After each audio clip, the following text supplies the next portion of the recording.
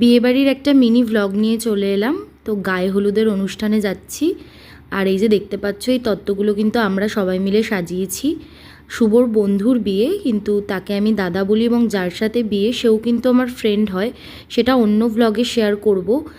আর এই দেখতে পাচ্ছ যে ছাদের উপরে হয়েছিল অনুষ্ঠানটা, এত গরম, কিন্তু আমরা কিন্তু তার জন্য কোনোভাবেই সেটা আমাদের উপর এফেক্ট করে না, আমরা কিন্তু প্রচণ্ড মজা করেছি। ভালো লাগবে।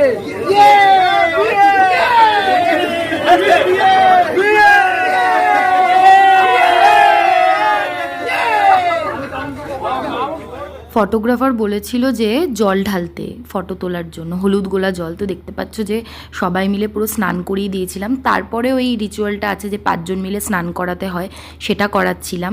আর এত গরমেও কিন্তু আমাদের কষ্ট হচ্ছিল না, আনন্দই হচ্ছিল।